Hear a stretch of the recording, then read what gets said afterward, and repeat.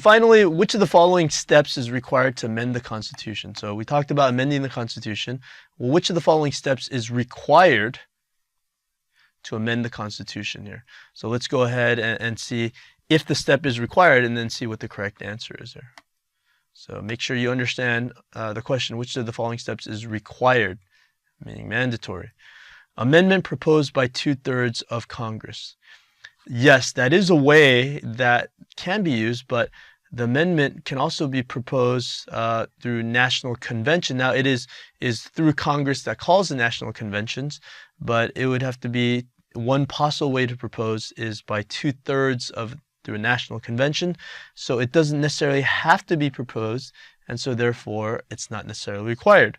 Amendment ratified by 2/3. No, it's proposed by Congress, so this is also incorrect. Amendments proposed by 3/4 of state legislatures. No. State legislatures actually ratify. They don't propose it.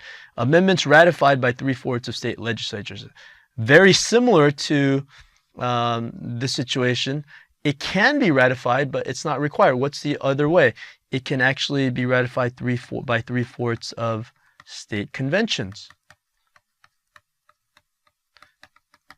So if you don't look at this carefully, if you look at this question and say, oh, amendment can be proposed by 2/3 of Congress and ratified by 3/4 of the legislatures, you might be tempted to put B. And that probably would be the second best answer. Again, I created this question. I'm not sure if the College Board would go so far as to put it in this manner. But again, it's the idea of, do you have a good working knowledge of how our Constitution works? Do you understand that there are four different processes. There are 2 ways of proposing and 2 ways of ratifying, and so one isn't necessarily required.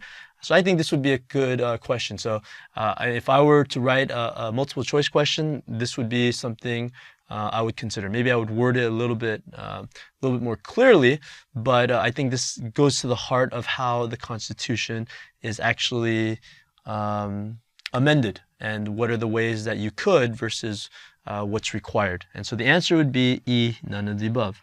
None of the steps is required. None of these steps is actually needed in order to pass individually. Collectively, maybe 1 of 2 of them are required, but each individual step is not required.